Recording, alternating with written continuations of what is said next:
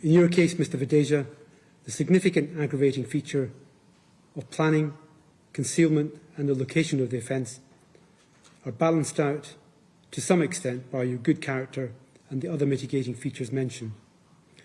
I consider that the minimum term should therefore be 18 years. That is the minimum term in your case. In your case, Mr. Shergo, the additional mitigating feature of the lack of an intention to kill and the other mitigating features, including your good character, mean that the minimum term should be reduced by 1 year. The appropriate minimum term in your case is therefore 16 years. I deal now very briefly with the sentence for the possession of a bladed article. Having regard to the relevant guidelines, the appropriate categorisation of these offences is Category 1A, the starting point for which is 18 months with a range of 1 to 2 years detention after trial. That starting point and range is for adult offenders over the age of 18, and an adjustment must be made to take account of your age. The aggravating features of planning and concealing your identity are balanced out by your absence of convictions. Adjusting the starting point for age, that leads me to a term of 12 months. Credit for your plea reduces this further to 8 months. Accordingly, the sentence in each of your cases for counts 2 and 3 is 8 months, which will run concurrently. Will the defendants please stand?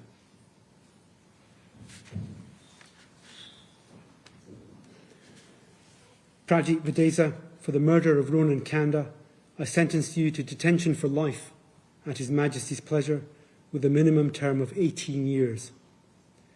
For the possession of a bladed article, I sentence you to 8 months detention to run concurrently. From the minimum term of 18 years, there must be deducted the 375 days you have spent on remand in custody for this offence. The minimum term is accordingly 18 years less the 375 days. Sukhman Shergo, for the murder of Ronan Kanda, I sentence you to detention for life at His Majesty's pleasure with a minimum term of 16 years. For the possession of the bladed article, I sentence you also to 8 months detention to run concurrently.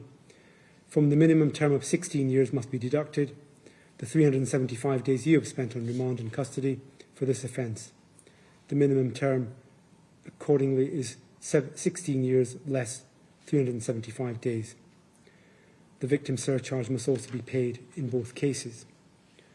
It's important to emphasise, so that you and all those who are listening and viewing this sentence can understand the position, that the minimum term is just that, a minimum period which cannot be reduced in any way.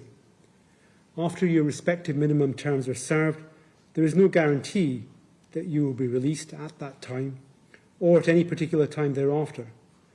It is only if the parole board decides that you are no longer a danger to society and fit to be released that you will be released. That will not be before you have served every day of your minimum term. Even if you are released after serving your minimum term, you will remain subject to licence for the rest of your life. That means you may be recalled to continue your life sentence at any time if considered appropriate. It is in these ways that a life sentence with a minimum term protects the public for the future. That concludes my sentence.